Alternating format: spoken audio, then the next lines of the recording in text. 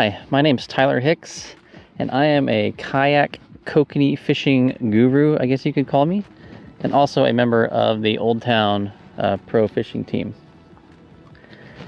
Today I'm out kokanee fishing, and maybe you've never even heard of this fishery, so I thought I'd kind of go over the basics today and help you get started if you're interested in trying to catch some of these really delicious little freshwater salmon.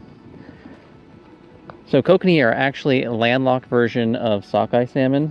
So they're anadromous cousins, run out into the ocean and spend their adult life out there and then return back to spawn in the streams and lakes in which they were born. Whereas kokanee will actually spend their entire adult lives in freshwater lakes and then spawn on the shorelines where they were born or in the streams that flow into those lakes. This guy in the net. There we go. Oh, there's another one. Now it takes them about 3 to 4 years before they can spawn in these lakes. And just like salmon that come back from the ocean, these fish will die after they spawn. So there you go. A little freshwater salmon. There you go. Now, in most lakes, kokanee will grow between 10 and 15 inches. And so you might be wondering, what exactly is the draw with such a small fish? There are some lakes that they will grow 3 to 5 pounds, but overall you can expect most of these fish to be less than 1 pound. And the main draw is that they essentially taste identical to ocean-run salmon. They have very richly colored meat, orange to red in color, very fatty like any ocean-run salmon, and their taste is indistinguishable. A lot of states have generous limits, 10 fish or more. So it basically allows people who are trapped in inland or unable to get out and take advantage of salmon runs, either because salmon runs have largely been on the decline on the West Coast for years, or they just don't have the equipment to get out on the ocean or in these big rivers and target those fish. So they're especially popular with kayak anglers because we can go out on these small mountain lakes and target these fish and bring home a bunch of fresh salmon to enjoy.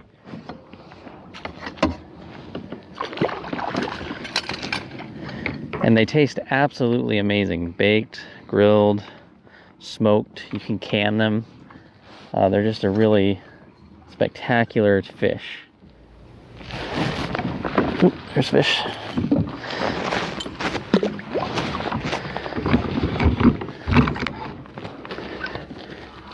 So you can find kokanee in virtually every western state.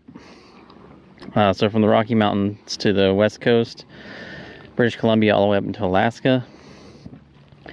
But if you live in the eastern U.S., you can still find kokanee in a few locations in New York, Connecticut, and western North Carolina are also places you can catch kokanee.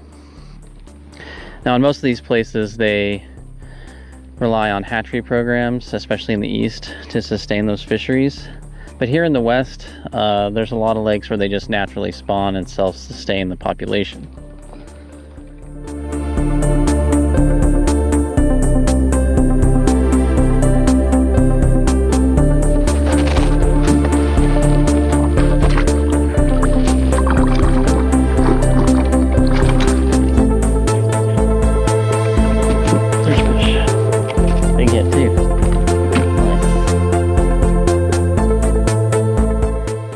Now, kokanee are a cold water fish, so they really like those water temperatures to be down in the mid-50s. So in the spring in many lakes, either after ice out or in the larger reservoirs that don't freeze up, those fish are going to feed primarily on or near the surface until water temperatures start to rise. And as water temperatures go up in the summer, these fish will continually drop and chase that 55-degree water temp.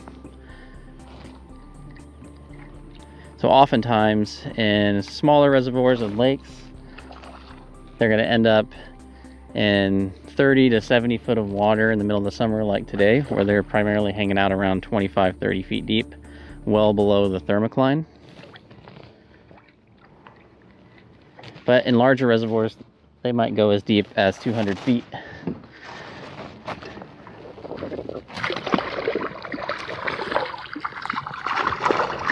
Got him. Okay, so having a fish finder is really handy in targeting these kokanee. Here I'm using my Humminbird Helix 5. And what this helps you do is identify the depth at which the fish are running. Here you can see this is the thermocline here, this thin line below the 15-foot grid line. And these are all kokanee scattered down below it. So now I know exactly how deep I need to fish. This also gives me my troll speed. So these kokanee really like super slow troll speeds. They are actually plankton feeders. They swim around with their mouths open, and they have little rakers in the back of their mouth that rake out the plankton and algae, and they feed on that. But they will opportunistically take larger prey items, which is why they respond so well to trolling gear. So trolling is definitely the most popular method to target these fish.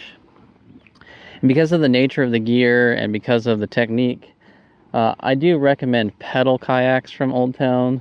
They're PDL kayaks, or they're powered kayaks such as the MK or the Autopilot. Just because having your hands free makes it a lot easier to deploy your gear, run more than one rod, which doubles your odds of catching more fish, and just makes the experience a lot better and easier. Not saying that you can't do it with a paddle kayak, but there's definitely a lot of advantages to using a hands-free propulsion system. Oop. There's the fish. Oh yeah. Going crazy back there.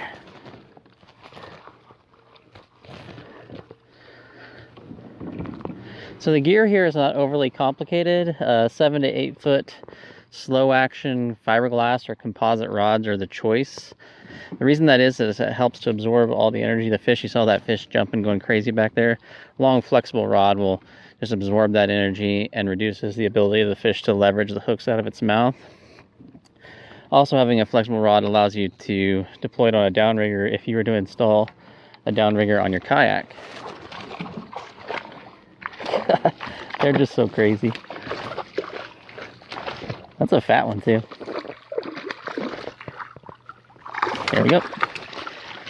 That is a very, very healthy looking kokanee. Line counter reels, spooled with 10-pound monofilament. Don't need anything oversized. They're not going to be giant drag busting runs from these fish. But the monofilament is a little bit stretchier, and again, it helps absorb that energy from the fish as they make their twists and turns and jumps that they like to do so much. There you go. Nice little freshwater sockeye salmon. Oh, there's fish.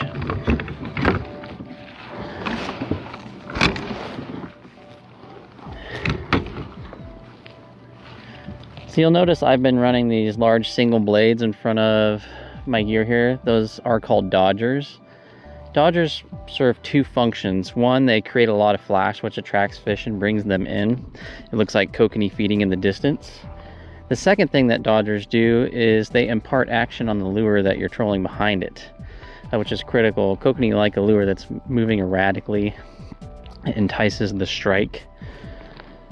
So it's good to have a variety of dodgers available. They come in so many different shapes, colors, and sizes.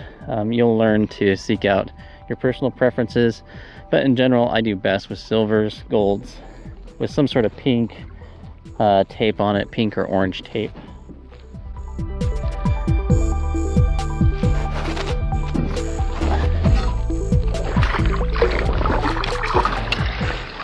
A slow and steady retrieve will put more fish in the boat.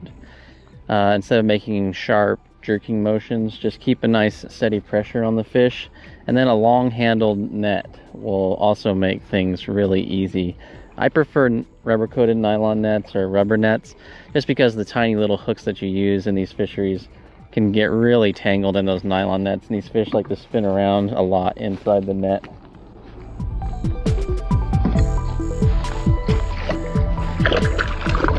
There we go. Okay, so today, because it's midsummer, these fish are 25 to 30 feet deep, and I'm targeting them at depth. So I'm using a sliding weight rig. You can see I've got on my main line there. I can clip in and out different size cannonballs. Today I was fishing at 25, 30 feet deep. So I was running a 2-ounce cannonball at 50 to 60 feet behind the kayak. Like I said, trolling at very slow speeds, 1 to 1.5 miles per hour. A bead chain there to prevent line twist. Running down to what we call the bumper. This is a usually 24-inch piece of wire or monofilament that gives space between the dodger and your weight. And here's the dodger here. They're very brightly colored, attractive, very pretty. Pieces of metal, typically teardrop shaped or skateboard shaped. And these things swing side to side, which moves your lure side to side. So here I got a little micro shrimp. Other popular lures include small little squids, which they call hoochies, or even small little tiny micro spinners. Consistently, most of them have 2 small size 4, size 2 hooks that you're going to tip with either corn. If corn's not legal in your state, you can also use Berkeley's Gulp or even night crawlers if you want to. But the corn and the Gulp seem to be the most effective baits out there for kokanee. Now I like to store all my dodgers in these sleeves just to make everything nice and tidy. This allows them to breathe so they don't get any sort of rust or anything on them. Has a mesh back. And I pre-tie all my leaders for kokanee. Typically I'm going to run leader lengths very short, because the tighter it is to that dodger, the more it moves, and these fish are not afraid of that blade moving back and forth. So 6 to 12 inches is my typical leader length. More often than not, it's below 10. There are some days where they're a little bit shy about the bite, and those longer leader lengths are going to matter. You can use 10-15 pound monofilament. You actually want to use a heavier mono, because if you use too light of a line, it's too limber and it actually absorbs the energy from the dodger moving side to side. A stiffer 10 to 15 pound will move side to side. These fish aren't at all line shy. They'll just smash it. Well, I hope that helped you learn a little bit about kokanee fishing today. I'm going to put links to my YouTube channel, which is Spilt Milt Productions, in the description below, and you can find more content on kayak kokanee fishing there. If you have any questions, you can find me there, or just put them in the comment section below. I'll see you guys next time. Bye.